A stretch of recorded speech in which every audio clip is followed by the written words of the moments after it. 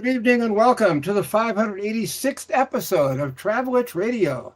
I'm Dan Schlossberg. Roger Noriega is not with us tonight. We are in the 14th season of Travel Itch Radio, the show that lets you enjoy the pleasures of travel from the comfort of your armchair.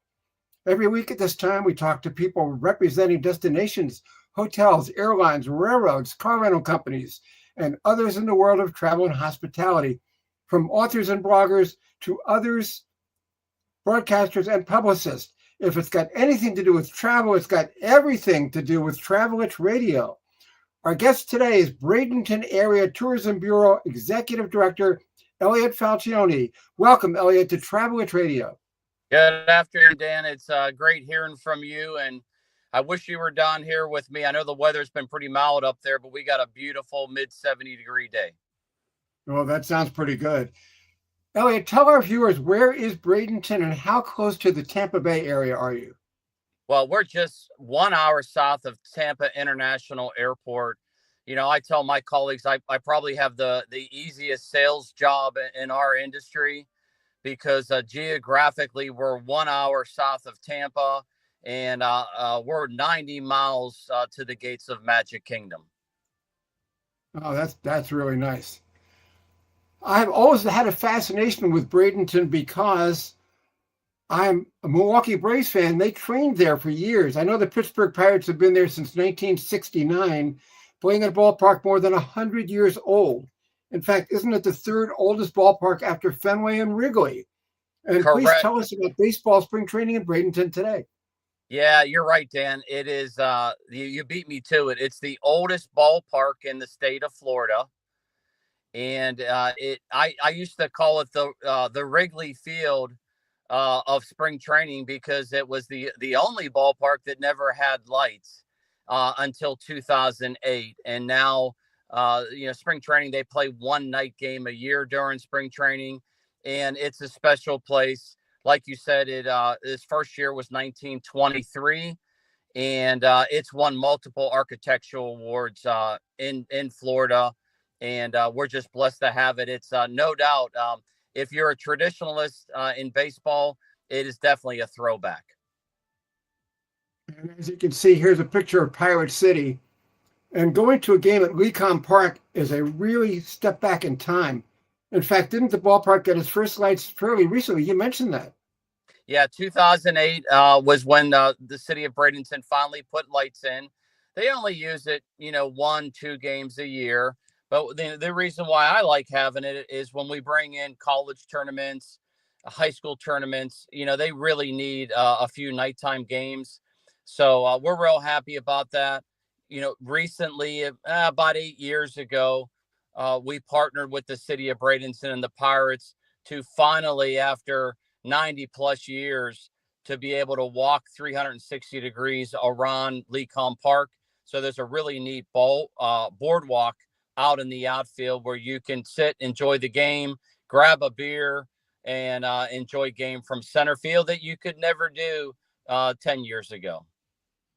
And Elliot, who are some of the Hall of Famers who played there? I know Dave Parker, who's in the class of 2025, was one of them. The Cobra, 5-tool player.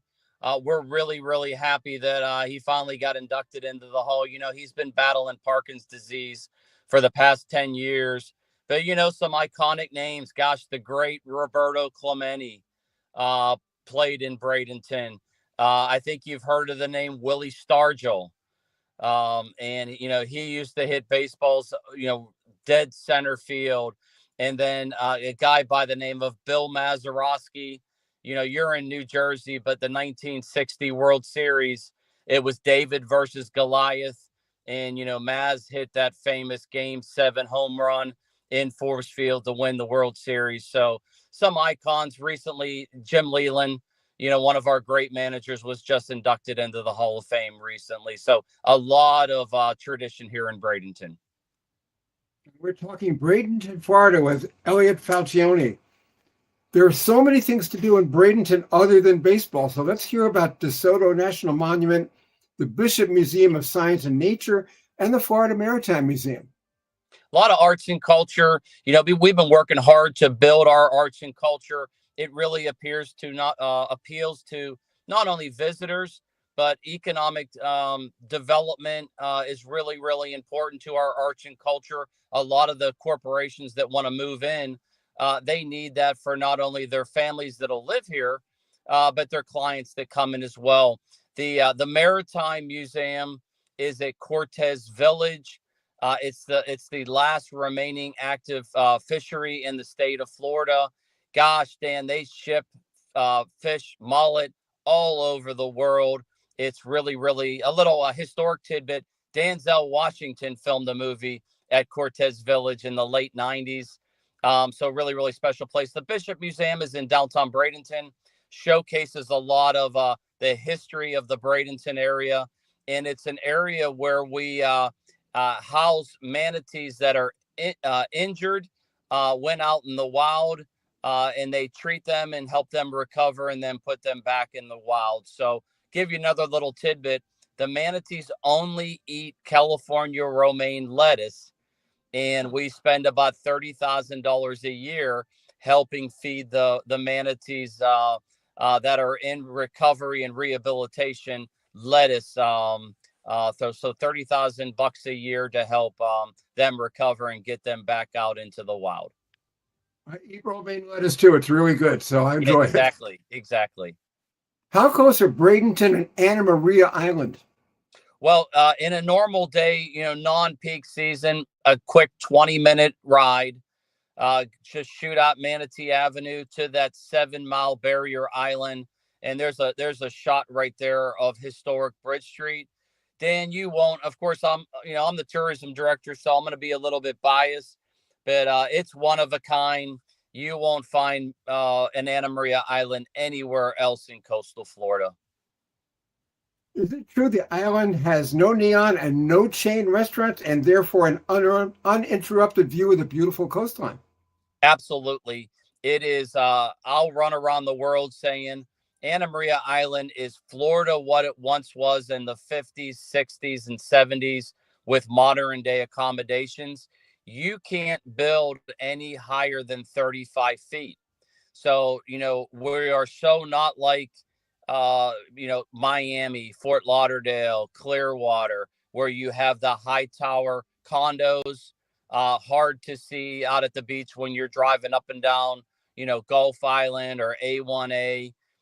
So it's traditionally like, when we were little kids, but modern day accommodations. It is so suited for families and couples, and it's 7 miles long. And of course, the icing on the cake is those sugar white sand beaches. Elliot, tell our viewers about your Love It Like a Local initiative. Wasn't Bradenton the first Florida destination to partner with a national nonprofit, Leave No Trace, to showcase local sustainability stories? Well, yes, sir. And it's really important that, at the end of the day, I'm a community servant. So how can we bring visitors in a moderate manner to spend $2.4 billion a year that feeds our local economy, but you want to protect it. You want to enhance the quality of life for the residents that live here while bringing in visitors. So we really want to educate our visitors to say, hey, look, treat Anna Maria Island, treat downtown Bradenton like it's yours, like it's your home, and protect it. And know where to throw your garbage, and embrace keeping the area clean, and even that volunteerism. Help us go ahead and go up and down the beaches, and stay away from the turtle season when there's turtle nests out there. So it's really, really important. And not only the locals love it like a local, but the visitors come in, and we actually use children to tell the story. So the adults say, gosh, if a 12-year-old kid can really respect the community that they're visiting, then the adults will want to also live up to that as well. And it's been really well received, and we keep putting out different kind of programs to sustain the really unique initiative. How close is the Tampa Metroplex? We know Bradenton is on Florida's Gulf Coast, but does it provide an old-time, authentic Florida experience? Well, yes, absolutely. So, you can, if you flew into Tampa International Airport, it's a really pretty drive. You go over the Sunshine Skyway Bridge, that's a 10-mile bridge. And then you go over causeways, along an area called Palmasola Bay and then Sarasota Bay out to Anna Maria Island. The uniqueness of the island is no chain restaurants, no flag hotels. Another little tidbit is only 19% of our short-term rentals are hotel motels. So you could rent a single family home, a condominium, a duplex, a triplex, and then go to a independent restaurant that is right along the Gulf of Mexico or America, whatever you want to call it today, and really enjoy the unique food. Grouper being one of the number one seafoods to partake. Visiting a destination like this, we have a snow crab season that is to die for, and seasonality. Pompano is a really good light white fish that the visitors can partake as well. So it's a special place. Just south of that is Longboat Key, a little bit more of an exclusive island, but they both integrate and complement each other really, really well. Actually, I thought it was called the Gulf of Canada. Yeah, we our brand elements were Florida's West Coast because it geographically is better understood than Florida's Gulf Coast. Florida Gulf Coast is perceived as Panama City or Pensacola to Naples. Florida's West Coast is more Clearwater to Naples. So, brand elements are really important to what we do, and our geographic position is better understood for sure.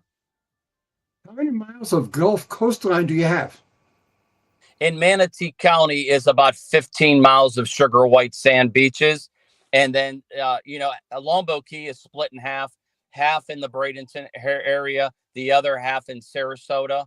And then if you add Sarasota down to St. Armands, you're looking at almost 18 to 20 miles of beautiful sugar white sand beaches. Very relaxed environment, more of a detox environment.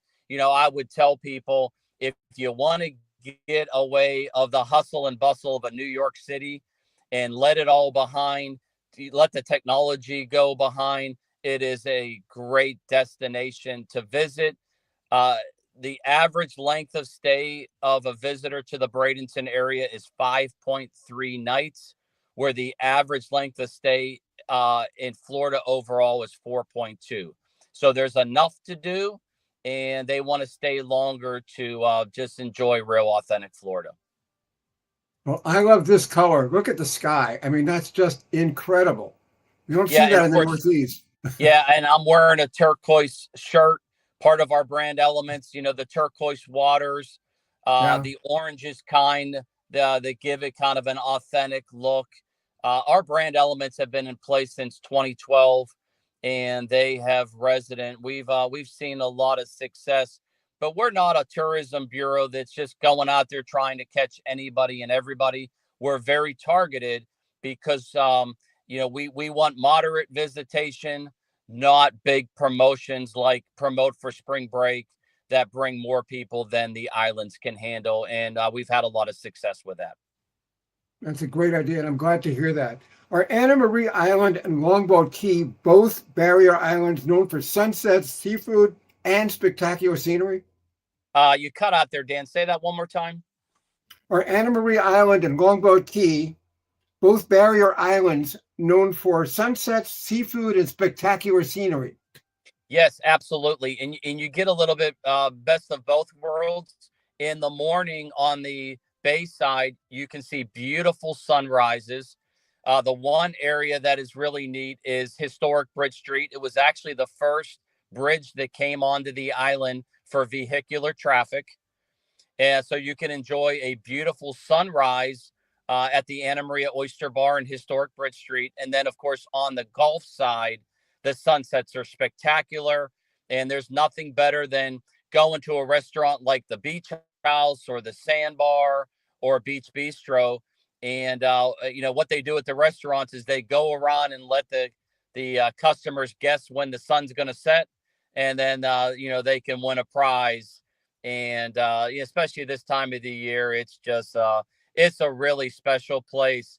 Dan, first time visitors to the Bradenton area, third party research, are likely to return 94% of the time within 12 months.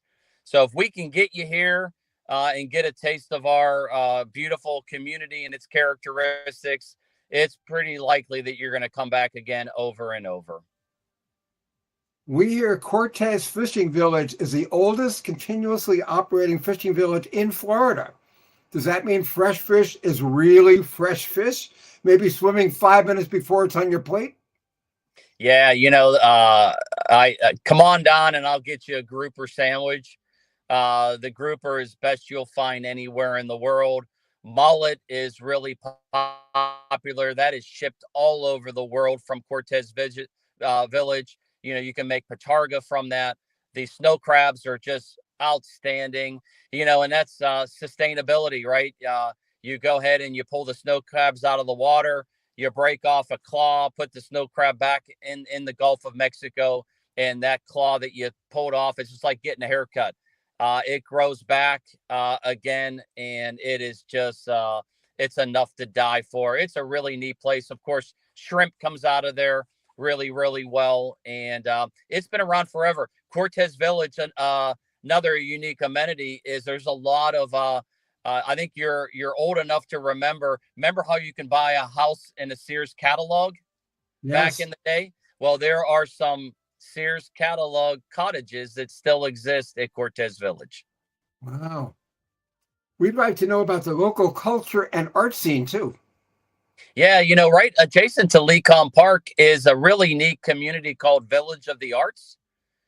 And the city of Bradenton put a special district overlay over a neighborhood that was blighted, had a lot of problems. And the idea was, let's create a village of the arts and allow artists to be able to live in their home and also have a storefront on the first floor. And it's become one of the most unique arts areas in the state of Florida. And we have Friday night outs, blues festivals there. Like I said, it's adjacent to Lecom Park. So it's really helping take a blighted area into a vibrant corridor for downtown Bradenton.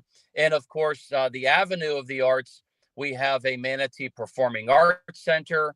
We're getting ready to break ground on the Theater Conservatory for actor training, technical theater, music, songwriting schools. And then adjacent to that, we're finishing up a 20,000 square foot, 2-story art center that'll have art traveling exhibits about a year and a half from now, adjacent to our beautiful river walk on the Manatee River.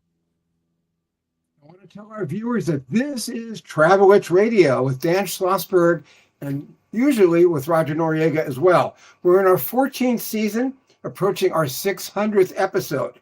We're live at 5 New York time every Thursday on LinkedIn, YouTube, WhatsApp, X, Twitter, and Facebook, among others. And today we're talking Bradenton, Florida with Elliot Falcione. How do people get around Bradenton, Elliot? We hear great things about the Gulf Islands Ferry. Yeah, I'm so glad you asked that question. First, to fly to our destination, try to fly into the Sarasota Bradenton International Airport. Dan, it's 15 minutes south of Lecom Park, and it has been the fastest growing airport in the United States now, 3rd year in a row. So we have 11 airlines and 68 nonstop flights. Once you land there, you're in our backyard.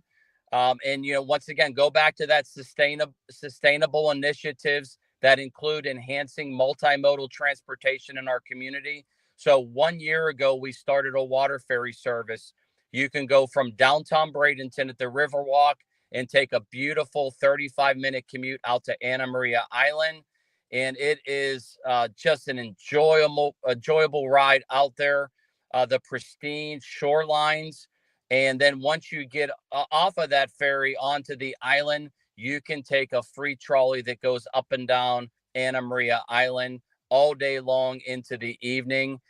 So utilizing that beautiful asset called the Manatee River, less cars, more water, and more trolleys really have helped us enhance multimodal transportation in our community. Well, you mentioned manatees several times. What other wildlife can people expect to see? Well, the manatee, people love them. 800-pound mammal. You're going to see a lot of dolphin. If you go to some of our ecological parks, Robinson Preserve, Emerson Point, you're going to see osprey. You're going to see pelicans. You're going to see gopher tortoises. It is you can kayak and canoe. It's just it's a beautiful place. Of course, there's a misnomer sometime on the alligators. All I'll say is the alligators are more afraid of human beings. Just don't feed them and stay away from mating season, and they keep to themselves. And they're beautiful creatures. And it's just it's as authentic as it gets being in a community like ours. Okay, you mentioned a gopher tortoise. I can't decide whether it's a gopher or a tortoise. Could you explain what that is? Yeah, it's a basically it's a turtle that can be as big as 200 pounds. It's Wow. prehistoric. They are really neat creatures, and we have to protect them. We have to protect them on our beaches, in our parks, like the manatees. You have no wake zones because it's part of the ecological system. And the state of Florida, our local government has done a great job. At one point, the manatees were off the endangered species list. And then we had a little bit of red tide that's been around for 200 years affect them. But now we're on the rebound. There's a seasonality to the manatees as well. When the waters are colder, for those who are coming down in the wintertime, it's hard to find manatees in the wild in the river. They're mainly up at Apollo Beach near the Tico power plant because the waters are warmer there. But if you want to see a manatee in the wintertime, just come to the Bishop Museum and you can see them in a giant fish tank. And people can take a houseboat too, right? I'm sorry, sir? Houseboats for rent? Yeah, not as many. We have some beautiful marinas, but not many houseboats, in the Bradenton area. You're really going to enjoy renting, whether it's through Airbnb or VRBO, a nice single family home or condominiums. Really makes us a family friendly destination. We are talking Bradenton, Florida with Elliot Falcione. Elliot, how many days of sunshine does Bradenton get and how many golf courses are in the area? Yeah, it's all of Florida is going to be well over 300 beautiful sunny days a year. We that live here don't mind a rainy day every once in a while, and but 300 plus days a year, so a lot of sunshine. Of course, right now it's just absolutely beautiful. We're in the mid 70s right now, low 60s. We are a hub of 30 plus golf courses in Manatee County. And we do have two county owned golf courses, public golf courses, one Manatee Golf Course in West Bradenton, and then one out east called Buffalo Creek. So, if you're here and you want to golf a little bit while you're in destination, there's definitely enough of public golf courses to enjoy. Our claim to fame is the Concession Golf Club in East County is one of the top golf courses in the United States. And we recently hosted the World Championships Cup, and that's the senior version of the Ryder Cup. And we do have a bid on a PGA Championship that we hope to get awarded sometime in the by 2022, 2023, or 2033. I'm sure I know the answer to the next question, but do you have a wide variety of accommodations from B&Bs to chain hotels? Yes, so we have two really neat bread and breakfasts in our community. One of the best is in the city of Palmetto. just on the north side of Bradenton. They're owned by Europeans, and the accommodations on Anna Maria Island. You even have some really neat state of the art contemporary motels that are really intriguing to couples that come here as well. So very diverse, wide variety, and we're not a destination of just rows of hotels and high tower condominiums. That's what separates us from the norm. How about your peak and bargain seasons? Yeah, uh, we we are in peak season starting February 1 till about May 1. I would say we never in a bargain season month because we have a good sustainable visitation 12 months a year. So Dan, when the domestic business starts to tail off in August, is when our British visitors and our Central European visitors start coming in. So in a normal year, we get about 55,000 Brits visit the Bradenton area from August 1 to January 15th, and then about 45,000 Germans, Swiss, and Austrians. So that's where if you look at the tourism in a 12-month period, you'll see very little ebbs and flows 12 months a year. In a place with water everywhere, what are the major participation sports? I'm thinking windsurfing, sailing, jet skiing, kayaking, boat tours, and so much more.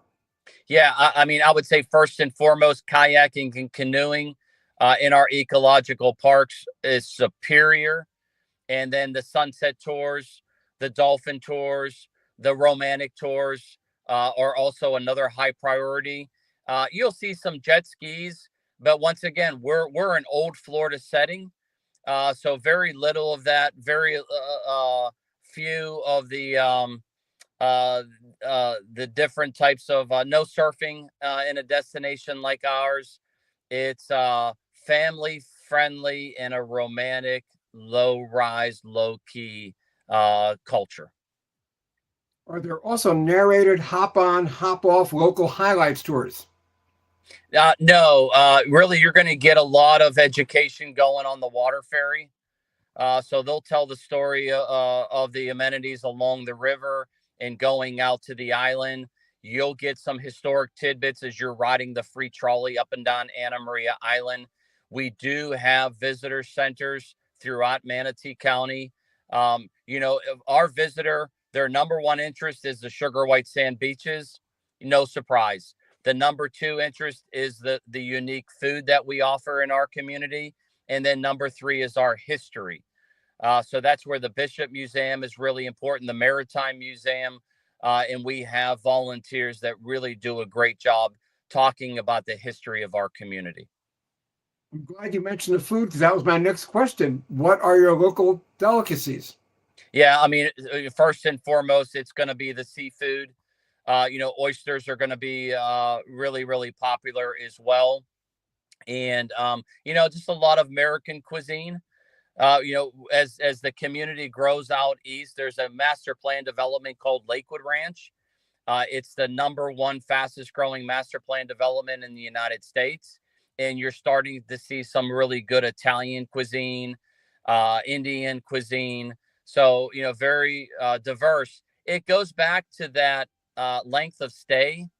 The itinerary that our visitors create gives them so much to do in a relaxing manner, but they have a tendency of not getting it all done that makes them want to come back as soon as possible. Tell us about nightlife in Bradenton. Yeah, it's going to be Old Main Street in downtown Bradenton is really where you're going to get a lot of the pubs in most cases. Anna Maria Island is going to be your nightlife is enjoying the sunset on the sitting on those sugar white sand beaches, and then you're going to pack it in for the night. But I would say the urban core, Fridays at Village of the Arts gives you a little bit of nightlife as well. And then once again, Lakewood Ranch, Main Street Lakewood Ranch has some nightlife, and then a newer develop called Waterside that is kind of it gives you a Celebration, Florida kind of characteristic.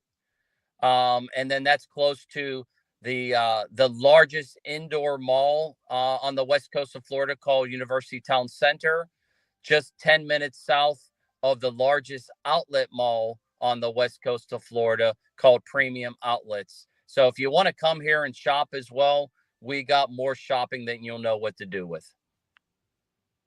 Elliot, is there anything I haven't asked you that you would like to add? No, it's I would say if you've never been to the Bradenton area and you're looking for a relaxing romantic vacation, or bring the family to a traditional vacation that just kind of brings back family that we're kind of losing, this is the place to be. And you will no doubt leave all your workplace anxiety behind, get away from the hustle and bustle of a major city. And I can promise you that once you get a taste of our area on vacation, you're probably going to want to make it a traditional yearly endeavor. And then we have a tendency of seeing that traditional vacationer become a part-time resident owner and then eventually living here full-time. We're close to about 500,000 in population in the Bradenton area as we sit here today. How can Travel Itch Radio viewers learn more about Bradenton? Just go to BradentonGulfIslands.com, and that'll give you the story that you need to immerse yourself to be able to make that decision. And if you live in the New York area, you can fly nonstop LaGuardia into Sarasota, Bradenton on Delta Airlines or American Airlines. United goes from Newark to Sarasota Bradenton International Airport, and then you can catch a JetBlue flight from JFK to Sarasota Bradenton International Airport. So I would say flying out of New York, New Jersey, you will be 2 hours into a very special destination. Our guest today on Travel Itch Radio has been Bradenton Area Tourism Bureau Executive Director Elliot Falcione. Thank you for being our guest this week. Thank you so much, Dan, and I look forward to seeing you in our destination sooner than later. We'd love to host you. I will be there next spring. That'll be great, Elliot. Thank you. Talk to you soon. Care. Thank you. Bye-bye. And with spring training exhibition baseball now in full swing, this is your chance to share the excitement with my latest baseball biography, Home Run King, The Remarkable Record of Hank Aaron. And that, featuring a foreword by Dusty Baker, this 265-page hardcover explores Aaron's contributions as a home run hitter on and off the field, as an athlete, and as an advocate for civil rights. That's Home Run King, The Remarkable Record of Hank Aaron. Get it today on Amazon.com. And that's it for this edition of Travel Itch Radio. This is Dan Schlossberg speaking also for Roger Noriega, saying thank you for your time this time. Until next time, join us next week when we'll talk to Meg Heinen about City Pass. Hope to see you then. In the meantime, thanks for watching. Good evening and stay safe.